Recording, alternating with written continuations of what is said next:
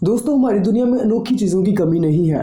हमारे माजी में बहुत से ऐसे वाकयात हो चुके हैं जिनके होने की वजह कोई भी नहीं जानता और साइंस भी इन मिस्ट्रीज को सोल्व नहीं कर पाई। इन मिस्ट्रीज में से एक ये इजिप्ट के पिरामिड्स भी हैं, जिन्हें क्यों और कैसे बनाया गया ये कोई भी नहीं जानता। दोस्तों, अरबी की एक कहावत है, इंसान वक्त से डरता है और वक्त पिरामिड से डरता है।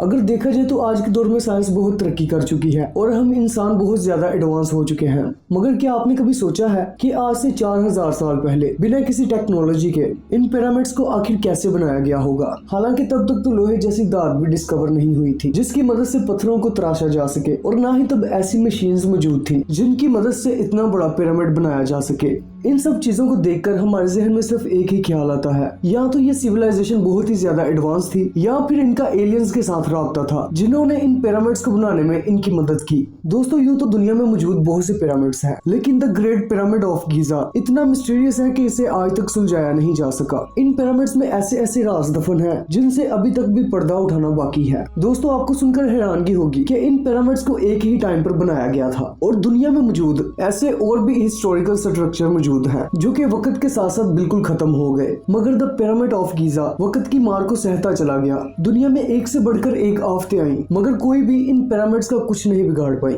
आखिर इन पिरामिड्स में ऐसा क्या है जो साइंसदानों को सोचने पर मजबूर करता है? Perfect geometry and geography. दरअसल इन तीनों पिरामिड्स में से द ग्रेट पिरामिड सबसे ज्यादा अहम है, जो इन दोनों पिरामिड्स में से साइज में भी बड़ा है। इनके बिल्कुल साथ ही द ग्रेट फुनिक्स ऑफ गीजा मौजूद है। दोस्तों, ये स्ट्रक्चर बिल्कुल ही अलग है क्योंकि ये स्ट्रक्चर किसी ऐसे क्रिएचर का है जो मुंह से तो इंसान है लेकिन इसका पूरा जिस्म किसी शेर का है। इन लोगों ने इसे क्यों बनाया ये कोई नहीं जानता, क्योंकि ऐसा कोई भी क्रिएचर ना तो आज तक देखा गया है और ना ही उस जमाने में किसी ऐसे क्रिएचर के होने का सबूत है। बस इसे देखकर ऐसा लगता है कि जैसे ये इन पिरामिड्स की रखवाली कर रहा हो। दोस्तों, अब जरा इस एंगल को देखिए जो कि एक पिरामिड के साइज का ही है, जिसकी एक लाइन इस मिथिकल क्रिएचर के ऊपर से गुजरती है।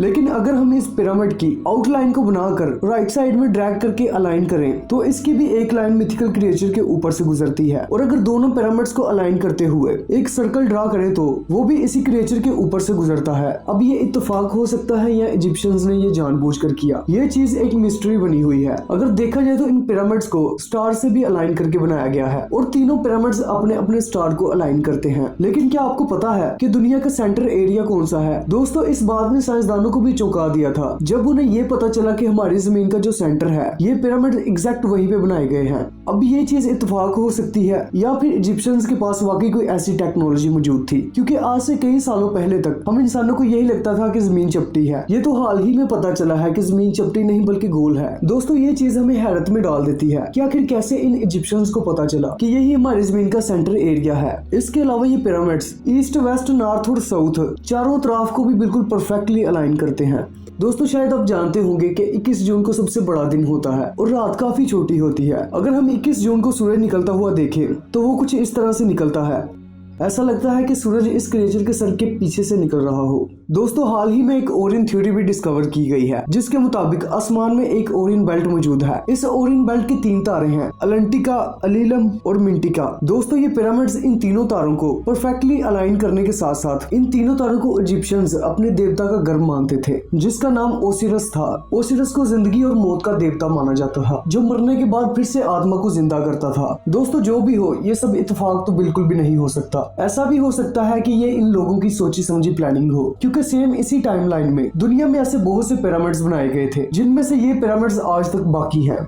इसके अलावा ऐसी और भी बहुत सी चीजें हैं जो साइंसदानों को आज तक परेशान करती हैं, जैसा कि इन पिरामिड्स को क्यों बनाया गया? क्या ये इन देवताओं के मकबरे थे या फिर ये इनके किसी किस्म के साइंस एक्सपेरिमेंट का हिस्सा थे? ऐसे कई सवाल साइंसदानों के जहन में आते हैं मगर इनका जवाब आज तक नहीं मिल पाया। अगर देखा जाए तो इजिप्शियंस मरने के बाद लाशों को जलाते नहीं थे बल्कि उन्हें कुछ नमकियात लगाकर कपड़े में लपेट के कब्र में रखते थे, जिसका सिर्फ एक ही मकसद था कि ज्यादा से ज्यादा बॉडी को सड़ने से बचाया जा सके। इजिप्शियंस का मानना था कि मरने के बाद भी इंसान जीता रहता है, इसलिए वो मरने के बाद भी बॉडी को खाने पीने और दीगर चीजों के साथ ही दफन करते थे। कहा जाता है the great pyramid of Giza Egypt के राजा खुफू का मकबरा है। मगर हैरानगी की बात तो ये है कि इन पिरामिड्स में आज तक कोई मम्मी नहीं मिली और ना ही इनमें कोई ताबूत ही मिला है। जिससे ये जाहिर हो सके कि ये पिरामिड्स राजाओं के मकबरे थे। इन सब चीजों से हम ये अंदाजा तो लगा सकते हैं कि ये पिरामिड्स राजाओं के मकबरे ना होकर किसी और ही मकसद के लिए बनाए गए थे। दोस्तों, जितना हमें ये सवाल परेशान करता है कि इन पिरामिड्स को क्यों बनाया गया, उतना ही इस चीज को सोचकर भी हैरान होते हैं कि इन पिरामिड्स को आखिर कैसे बनाया गया होगा, क्योंकि ना तो उस वक्त बिजली थी और ना ही पहिए की इजाद हुई थी जिसकी मदद से पत्थरों को एक जगह से दूसरी जगह ले जाया जा सके, और ना ही उस वक्त लोहे की इजाद हुई थी जिसकी मदद से इन लोगों ने पत्थरों को तराशा होगा। दोस्तों, हम आपको बताते चले, the great pyramid of Giza का वजन 53,50,000 टन है। और अगर आज की सबसे बड़ी बिल्डिंग बुर्ज खलीफा का वजन देखा जाए तो बुर्ज खलीफा का वजन 5 लाख टन भी नहीं है। मतलब कि ऐसे 10 बुर्ज खलीफा से भी ज्यादा वजन अकेले द ग्रेट पिरामिड का ही था। और आईफिल टावर बनने से पहले ये पिरामिड दुनिया की सबसे बड़ी इमारत थी। इसमें 23 लाख से ज्यादा पत्थरों का इस्तेमाल किया गया है, जिसमें से हर पत्थर का वजन 50,000 किलो से 80,000 किलो है। आखिर इतने बड़े पत्थरों को बगैर किसी मशीन के इतनी ऊंचाई तक आखिर कैसे पहुंचाया गया था? यूं कहा जाता है कि इन पिरामिड्स को 20,000 सालों में बनाया गया था और पहाड़ों से पत्थरों को काटकर रस्सियों की मदद से ऊपर तक लाया गया था।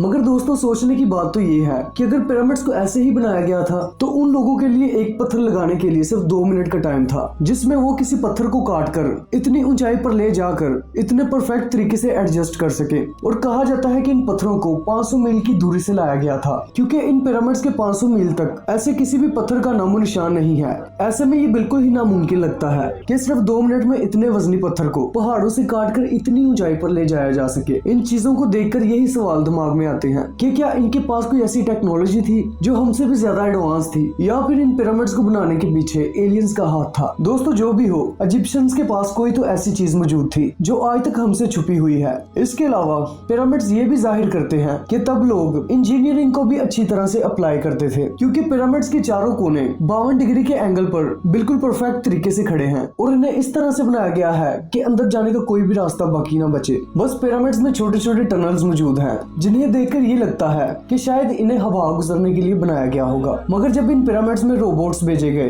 तो पता चला कि ये टनल्स तो आगे से बंद हैं, जिससे ये साबित हुआ कि इन्हें किसी और ही मकसद के लिए बनाया गया होगा। दोस्तों, अभी तक पिरामिड्स में मौजूद सिर्फ 3 ही चैम्बर्स को डिस्कवर किया गया है और बाकी चैम्बर्स को डिस्कवर करने की कोशिश की जा रही है। इसी कोशिश में एक और रोबोट को चैम्बर में भेजा गया, जिससे ये पता चला कि आगे से रास्ता बंद है। आर्कियोलॉजिस्ट को ये लगा कि शायद इससे आगे कुछ मिल सकता है, इसीलिए उन्होंने इस पत्थर में सुराख किया और एक छोटे से रोबोट की मदद से एक फोटो ली गई, जिसे आप अभी देख सकते हैं। मगर उसके बाद ही वो कैमरा काम करना बंद कर गया, जिसके बाद तब से लेकर अब तक वहाँ की गवर्नमेंट ने किसी को भी एक्सप्लोरेशन से मना किया है। शायद उन्हें ये लगता है कि अगर इन पिरामिड्स का राज खुल गया तो शायद वहाँ पर टूरिस्ट का आना जाना कम हो जाए। मगर ये बात तो पक्की है कि आज भी ऐसे कई राज पिरामिड्स में मौजूद हैं जिनसे पर्दा उठाना आज तक बाकी है, और शायद फ्यूचर में हमें इन पिरामिड्स के बारे में बहुत कुछ देखने को मिले। अगर देखा जाए तो पिरामिड्स को इस तरह बनाया गया है कि वो किसी भी अर्थक्वेक से बच सके, और ये पिरामिड्स ठीक उसी तरह अर्थक्वेक से बचते हुए आ रहे हैं।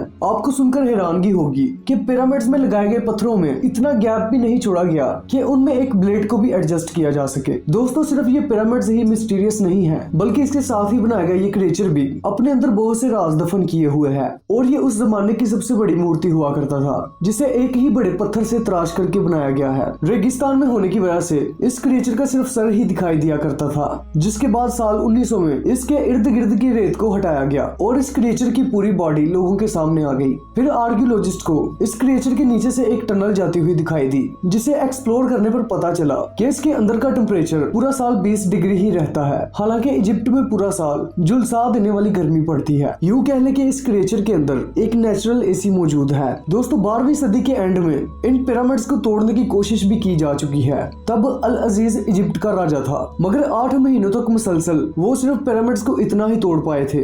फिर आखिरकार उसने ये फैसला तर्क कर दिया, क्योंकि उसे पता चल गया था कि अगर वो पूरी जिंदगी भी लगा दे तो फिर भी इन पिरामिड्स को तोड़ नहीं पाएगा। दोस्तों, आपको वीडियो कैसी लगी नीचे कमेंट्स करके लाजमी बताइएगा, और वीडियो को लाइक करके चैनल को भी सब्सक्राइब कर दें, ताकि मजीद ऐसी ही इंटरेस्टिंग वीडियोस आप तक पहुंचती रहें।